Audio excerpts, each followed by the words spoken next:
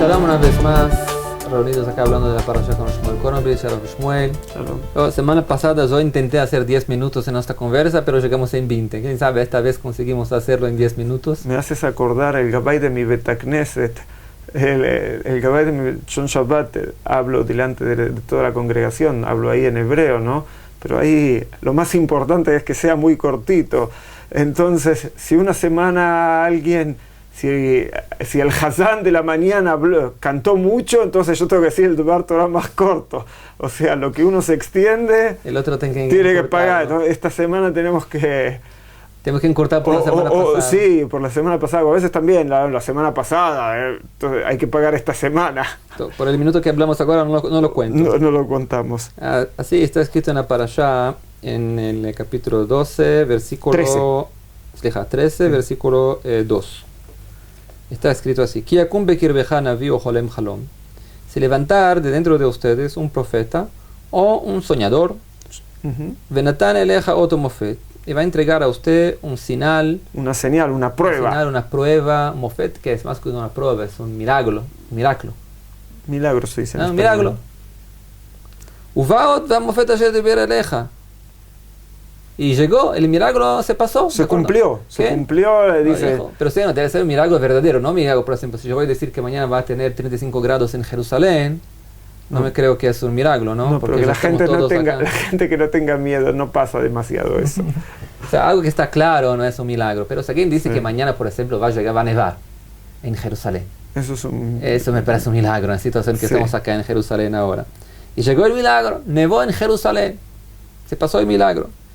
Y dijo: wow, sos un hombre tan importante, un milagroso. ¿Qué vienes a decir para nosotros? ¿Cuál es tu mensaje? El mensaje es que de ahora para adelante no hay más tefilín. No se pone más filacteres. O no se hace más el Shabbat. O no sé, cualquier mitzvah, cualquier. Dice el Pasuk, que en el Ha'achar Elokim Acharim, o hacer idolatrías, Lo tishmael divrei hanavi ahu o cholem ahu. No escuches a él. Porque Dios está probándolos para saber si ustedes trabajan a Dios con todo su corazón o no. Y acá llega algo muy fuerte, porque me parece que todas las generaciones, muchas religiones se levantaron basadas en milagreros. En los milagros. Joder, milagros y milagreros. O sea, que llega un milagrero y dice: voy a hacer milagros, voy a dar, no sé qué, voy a dar lluvia, ahora voy a dar pan para todos, comida para todos, agua para todos. Viene la Torah y dice: si ese milagrero viene a cambiar algo en la Torah, no aceptarlo. Me parece que esa es una base muy importante para el judaísmo, para intentar entender de dónde viene la fe del pueblo judío y por qué no. Y más una cosa importante tal vez también que se puede preguntar: si los milagros no son prueba de nada, ¿cómo las pruebas de Moshe Rabbeinu no aceptamos como válidas? ¿Qué son más fuertes los milagros de Najón? Por ejemplo, Dios lo dijo para Moshe Rabbeinu: hagas milagros perante el Egipto y van adelante. O sea, los milagros son algo que son válidos. ¿Por qué los milagros del soñador que hablamos acá no son válidos? No son válidos como los milagros de Moshe Rabbeinu. ¿Por qué? ¿Cuál es la diferencia? Primero, la Torah tiene una enseñanza muy grande, que no nos basamos en milagros, principalmente. Ahora voy a tratar de explicar también tu pregunta con respecto a lo de Moshe, pero lo más importante es no nos basamos en milagro, y también la Torah, algo más importante nos dice que gente que no va por el camino de la Torah pueden lograr hacer milagros. Porque hay veces la gente dice: pero si puede hacer milagros quiere decir que esa persona tiene poderes especiales. Entonces uno tiene que... Y tiene conexión divina con Dios, y que él lo que hace es la voluntad de Dios. Y que, exactamente, entonces la persona puede... Si una persona es tan elevada y llega a hacer tantos milagros, entonces hay que escucharlo, porque cuando yo le pido algo a Dios, puede ser que no me escucha, pero esta persona me dice... Hay gente que dice: pero me dijo cosas que era imposible que las sepa, que no tenía cómo saberlas. Entonces acá la Torah nos está diciendo: puede ser que el milagro que esa persona te prometa se cumpla, pero ¿en qué hay una balanza en la cual hay que pesar los milagros? Entonces, si tenemos la balanza, entonces si el milagro viene para junto a hacer que nosotros haya más pesos en las mitzvot y nuestra balanza fortalecer las mitzvot y nuestra balanza de mitzvot baje porque tiene más peso, ese milagro está muy bien. Pero si el milagro viene a bajar tu nivel de cumplimiento de mitzvot y tu parte de alejamiento de la Torah es más fuerte, o sea, hay que dejar el milagro de lado.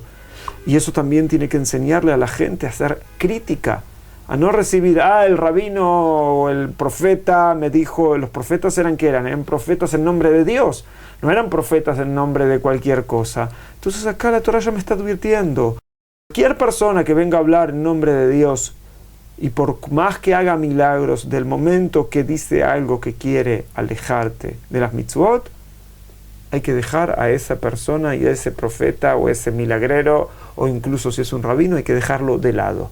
O sea, nunca hay que perder el sentido crítico. Me recuerdo, yo trabajo el ejemplo, por ejemplo, cuando hablé sobre las temperaturas, no solo hablé porque un ejemplo que tenemos en el Tanaj es la historia de Shemuel HaNaví. Shemuel HaNaví quería hablar para todo el pueblo que hicieron mal de pedir que haya un rey en el pueblo de Israel, porque dijo, Dios es tu rey, ¿por qué necesitas de otro rey? Y como para probar que Dios está nervioso con ustedes, voy a hacer un milagro ahora. Y ahora es el momento de cosechar el trigo. Y voy a traer lluvias ahora, no es el momento de lluvias. De repente empezó lluvias muy grandes allá. O sea, hizo un milagro para fortalecer el pueblo en la idea que viene a traer, que la Torah ordenó para que la bondad de Dios es que nosotros queremos a Dios como rey y no otro rey. A pesar que hay discusiones, tenemos que ser rey o no, hay en la Torah discusiones sobre eso. Pero la idea es, como dijiste, es fortalecer. Hay también la Gemara famosa del Tanurosh Achnai. Bueno, esa es la historia número 1 tal vez de la Gemara, que el prototipo de la de que ahí están hablando si un tipo de horno que había, si era puro o era impuro, con leyes de pureza, leyes de pureza que había en ese momento. Entonces Rabbi Eliezer, ¿no es cierto?, él decía todo el tiempo una cosa y los Jajamim decían lo contrario, y entonces Rabbi Eliezer... ¿Es de Rabban Gamliel tal vez? No, Rabban Gamliel era parte de los Jajamim. Sí. Pero el que decía que la gran discusión era Rabbi Eliezer. Sí, Rabbi Eliezer dijo, si yo estoy cierto... Él empezó a traer milagros para probar lo que él decía. Entonces trajo el milagro de que un árbol se movía del lugar, trajo un milagro que el río en vez de correr para abajo, iba para arriba, trajo el milagro que las paredes del Bet Midrash, de la casa de estudio, se empiecen a caer. Entonces dicen, por el honor de Rabbi Eliezer se empezaron a inclinar, pero Rabban Gamliel les empezó a gritar que tienen que hacer... Torre Eiffel la judía. Exactamente, entonces dice, por el honor de uno no se volvieron derechas y por el honor del otro no se cayeron, pero... Ahí empezó a traer todo tipo de milagros para probar que él tenía razón, hasta que pidió la prueba última, pidió Rabbi Eliezer, dijo, si tengo razón, que salga una voz del cielo y que diga que la halajá, entonces ahí sale la voz del cielo y dice, ¿qué tienen ustedes con Rabbi Eliezer? La halajá es como él. La ley es como él, está siempre cierto. Siempre tiene razón, no se metan con él, hasta que los rabinos le contestan a la voz que salió del cielo, voz del cielo, disculpe, en la misma Torah que dice Dios, ahí dice lo bashamayim i. O sea que la Torah no está en el cielo. Una vez que la Torah fue entregada a la tierra, la Torah está acá. Y hay que hacerla y hay que cumplirla de acuerdo a la interpretación que ven los jajamim, los sabios que están acá, y no de acuerdo a los milagros que tal vez uno podría interpretar que tienen ayuda del cielo los milagros. Acá hay más que milagros, la palabra divina que sale, que escuchamos la voz, no de Dios. Bat Kol es algo un nivel más bajo de pero es como una voz. Después la voz de Dios tal vez sería diferente. Si fuese un mamá Dar Sinai, una montaña Sinai, algo diferente. Pero sería como un eco. Un eco que Dios escuchar algún mensaje que parece que la halajá es como la vida. No, hay halajá. Nosotros recibimos la Torah hace 3.300 años atrás. No se puede cambiarla. Exacto, no se Incambiable. Puede. Y la Torah nos dice que cuando hay una duda, entonces hay que ir de acuerdo a lo que te dicen los sabios de tu generación. Entonces, si los sabios ahí estaban diciendo una cosa, y Rabbi Eliezer decía lo contrario, ¿sí? Entonces no tenemos que escuchar a Rabbi Eliezer, porque la Torah nos dice hay que hacer lo que dicen los sabios. Los sabios son la mayoría de los sabios que ahí estaban generalmente. Se escucha la mayoría de los sabios y era lo que acá decía. Algo muy fuerte quiere decir que es imposible convencer a los judíos a cambiar su creencia, sino que ustedes hagan un nuevo Mamad Ar Sinai, una nueva ceremonia de otorga del recibimiento de la Torah. Con menos de que eso, los judíos no van a convencer a cambiar sus creencias. No hay manera de convencer, porque la Torah misma te lo dice. La Torah ordena. La Torah ordena que esta Torah también hay en otro lugar, no lo dice acá, pero dice la Torah Muhlefet. La Torah no se va a cambiar, es imposible decir que en nombre de la fe entregada por Dios, que se puede cambiar la fe, o de repente algo que Dios dijo que un precepto que hay que hacer, no hay que hacer. Esa es la base judía. Todo aquel que dice que se pueden cambiar las mitzvot no está siguiendo lo que la Torah dice, y bueno, y eso es lo que nos enseña acá, que hay que tener mucho cuidado, no escuchar a las voces que hablan en nombre del cielo, a las voces que salen del cielo para cambiar lo que la Torah dice, y eso hay que tener mucho cuidado, y bueno, y apegarse a las mitzvot. Sí, eso que dice la verdad en la Torah también, que leímos hace 2 parashot atrás de Veit Hanan, que cuando Dios otorgó la Torah, no acá, Slicha y Nitro, dice la Torah que Dios prometió para Moshe Rabbeinu, que después de los recibimientos de la Torah, Vegam Bechayaminu Leolam, te van a creer para todo el siempre. Dice el Rambam, que van a creer en Moshe Rabbeinu. Quiere decir que no se puede trocar más Moshe Rabbeinu por ninguém, porque el milagro allá fue tan grande, el recibimiento de la Torah fue delante de todo el pueblo, cuando el propio Dios habló, no Bat Kol, como hablamos en el Rabbi Eliezer. Se escuchó la voz de Dios directamente, y fue tan fuerte la experiencia que cuando Dios nominó a Moshe Rabbeinu como representante de Dios en el mundo para cambiar la profecía de Moshe Rabbeinu por otra, que viene alguien que viene a decir algo contrario a hacerlo, hay que hacer la misma ceremonia más una vez. Y eso hasta hoy no fue hecho. Tal vez con eso hay que completar lo que empezamos a preguntar. ¿Por qué entonces hizo Moshe Rabbeinu los sinales, que Dios lo dio sinales para venir a Egipto con la mano leprosa y la sangre que cambió la agua? ¿Por qué hizo todo eso? Algo que dijimos, si viene una señal o un milagro, viene a fortalecer el cumplimiento de las mitzvot, eso es lo que la Torah no está en contra. O sea, los milagros allá eran válidos porque no vinieran a traer algo, no fue entregue la Torah todavía, por tanto no había una contradicción. Así milagros todavía podían ser aceptados, pero después que recibimos la Torah, milagros ya no son prueba ni nada. Si los milagros que suceden vienen para fortalecer el cumplimiento de la Torah, no son nulos. Nombré al Rab Mordejai Eliyahu en nuestro encuentro anterior, que le había enseñado que no hay que hablar mal de la tierra de Israel. El Rab Mordejai Eliyahu, que vivía también en este barrio, era conocido como una persona que pasaban milagros a través de él.